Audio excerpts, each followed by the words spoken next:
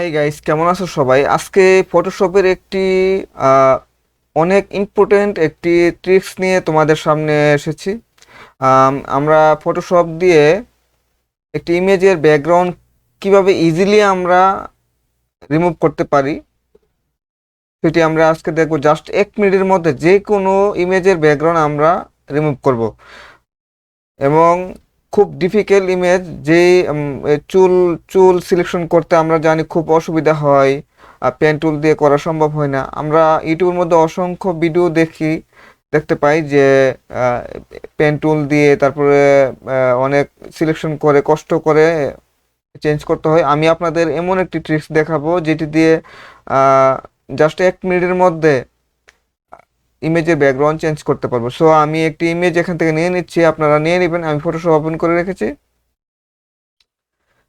এখানে আমরা দেখতে পাচ্ছি লেয়ারের মধ্যে একটি আমরা লকের মতো দেখতে পাচ্ছি। আমরা জাস্ট এখানে ক্লিক করব, ক্লিক করলে এটি লক খুলে যাবে। আমরা এখানে প্রপার্টিসে যাব, গিয়ে এখানে স্ক্রল বারে আমরা এভাবে স্ক্রল করলে দেখতে পাবো যে এখানে রিমুভ ব্যাকগ্রাউন্ড নামে একটি অপশন আছে। আমরা জাস্ট এখানে ক্লিক করব।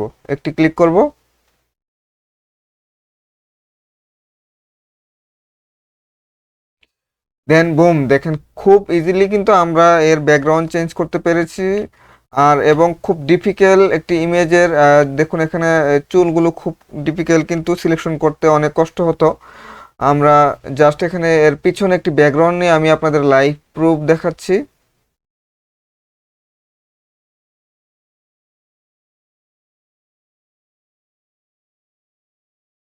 জাস্ট পিছনে নিয়ে আসবো, এই যে দেখুন